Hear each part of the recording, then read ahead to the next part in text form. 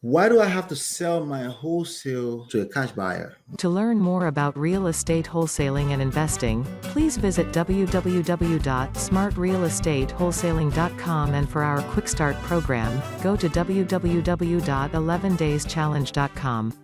Why do I have to sell uh, my wholesale deal, I guess, to a cash buyer? Okay, so that's what. Let me just correct that real quick. So basically, we do teach that you should sell your wholesale deals to a cash buyer. Okay, why? A couple of reasons. Now there was one point that I kind of preached against that, but things are changing up a little bit, and also nothing is impossible in this game. It really comes down to the marketplace and what the market has to say. Why do you have to sell your wholesale deal to a cash buyer? You don't have to, but depending on what kind of deal it is. So I just finished talking about short sales. That's one. Sometimes also you pick up a property. If you're savvy in this business, you pick up a property from REO, or real estate owned by the banks. Okay, basically these are foreclosed properties that is not listed by a bank with a realtor, right? If you're buying those kind of properties, they have title restrictions. They have title chain restrictions, or deed restrictions they call them, right? So basically what that means is that if you buy the property right now, or you close on the deal, you're not allowed to sell that property for a certain period of time. Sometimes it's 90 days, sometimes it's 6 months. Okay, it depends on what the bank wants, right? But for a certain period of time, you buy it, you're not allowed to flip it. The idea is to restrict people from flipping, because flipping in its very essence, if it's too much in the marketplace, it does devalue the marketplace. It does kill the market in a very twisted, weird way that I don't want to talk about right now, but you get the point. So the bank kind of discourage flipping, because if it's too much, just like anything that could be too much, if it's too much, it will devalue a piece of property. So if you have agreed to pay a bank $200,000, they don't want you turning around and selling it for $250,000, because ideally they want that $50,000 extra to themselves.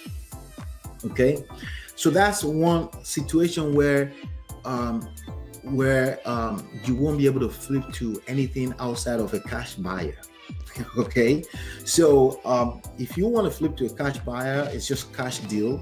Then there's no rules. That's why I keep telling you, don't worry about legalities, because you have attorneys and title companies to worry about those kind of craziness. Worry about, learn how to market and how to build a business. That's what your business is. Learn how to do that. Learn how to market in a cost-effective manner. That's what we teach in 11dayschallenge.com, right? Learn how to market effectively. That's where, don't worry about the clause in the title or the contract. All those things can be changed on or before closing. You can amend contracts all day long. It's called addendums. Don't worry about those kind of craziness. You can go online and download contracts anytime you want, and you can change it around and say, just sign right here. We'll change it if we need to change it. If the homeowner is distressed enough, they don't really care. They just want to get rid of the property if you're talking to the right people. Okay, so that's one reason why we encourage dealing with cash buyers, because cash buyers, when there's a way you pull that data, they're proven that they can buy. They're the one that can put down $3,000, $4,000, $5,000 down payment. They know what they're doing. They don't need to hire a bunch of inspections before they know if they want the deal or not. They can see, they know what to look for without spending an additional $500 on inspection to know if they want a deal, and they're ready to buy as is.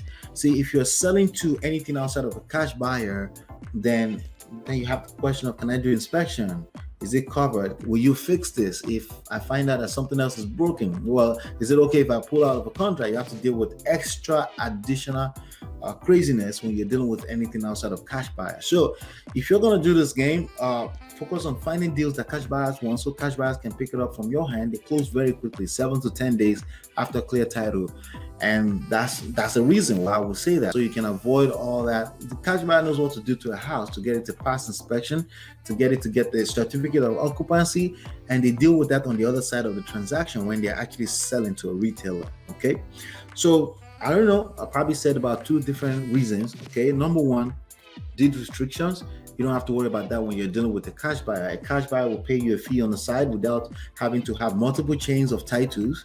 Okay, so if you're dealing with the REO or short sales, that's basically what you're dealing with. And also, when it comes down to down payments, secure the deal. Don't waste time with people that don't know what they're doing. That's number three. You don't have to worry about people ordering inspections on a house that's clearly you're selling assets in assets condition because there's equity in there, right? And you want to do that quick enough and do multiples of that. And that's how you do this business. All right. Hopefully you've been enlightened, educated. I'll see you on the next one, and peace. To learn more about real estate wholesaling and investing, please visit www.smartrealestatewholesaling.com, and for our Quick Start program, go to www.11dayschallenge.com.